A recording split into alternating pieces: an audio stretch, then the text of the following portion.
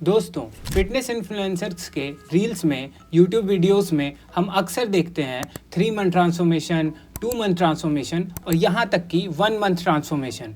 और ऐसा ट्रांसफॉर्मेशन जो बिल्कुल मैजिक जैसा लगता है। हम ये तो जानते हैं कि इस क्विक ट्रांसफॉर्मेशन के लिए वो स्टेरॉइड्स का यूज़ करते हैं और हमने यह भी सुन रखा है कि स्टेरॉइड्स के बहुत साइड इफ़ेक्ट्स होते हैं। तो फिर सवाल ये होता है, इन्फ्लुएंसर अपने लाइफ को रिस्क में क्यों डालते हैं? क्या उनके पास कोई ऐसा सीक्रेट है जिससे साइड इफेक्ट कम हो जाता है? दोस्तों, आज मैं इस वीडियो में स्टेरॉइड के साइंस को डिकोड करूंगा। आज हम जानेंगे कि ये स्टेरॉइड एक्चुअली में है क्या, इसका वर्क करने का मैकेनिज्म क्या है, इसका सेफ लिमिट क्या है और क्या मार्केट में इसका कोई अल्टरनेटिव भी अवेलेबल है। तो सबसे पहले हम समझते हैं कि स्टेरॉइड होता क्या है। जो इन्फ्लुएंसर्स यूज करते हैं उन्हें हम एनाबॉलिक एंड्रोजेनिक स्टेरॉइड या AAS कहते हैं। एनाबॉलिक का मतलब होता है टिश्यू बनाने वाला, यानी मसल बनाने वाला, और एंड्रोजेनिक का मतलब होता है मेल सेक्सुअल ट्रेट देने वाला, जैसे कि डीप वॉइस और facial hair.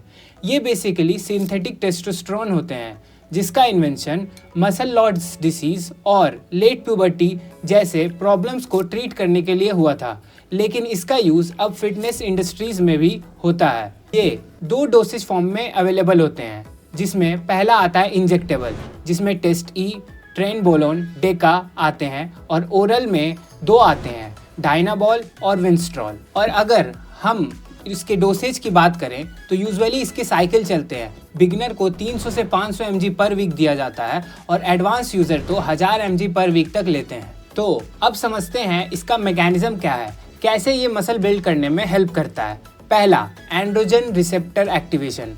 Steroid muscle cell के न्यूक्लियस में जाके एंड्रोजन रिसेप्टर को एक्टिवेट करता है।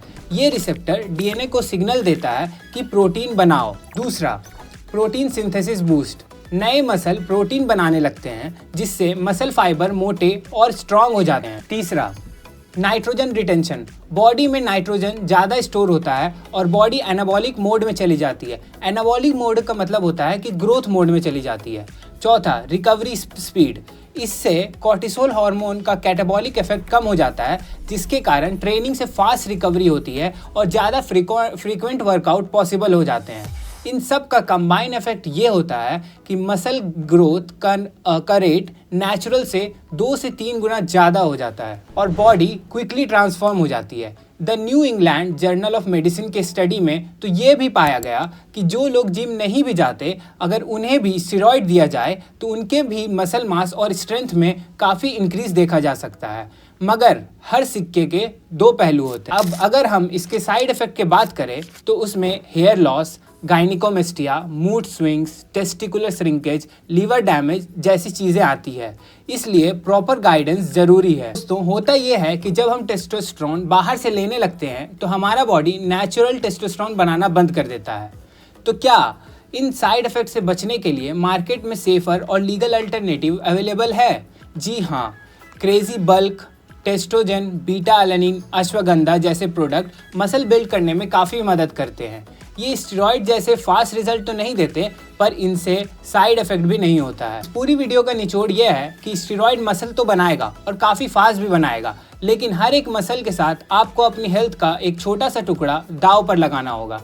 ये शॉर्टकट तो है, लेकिन हर शॉर्टकट का एक प्राइस होता है। तो डिसीजन आपका है। ध्यान रहे, नॉलेज के बिना साइकिल स्टार्ट करना सुसाइड करना जैसा है। वीडियो पसंद आई तो लाइक करो और बताओ कि स्टेरॉइड पे आपका क्या टेक है। मगर मेरी सलाह तो यही रहेगी कि आप इसका उपयोग ना ही करें तो बेहतर है।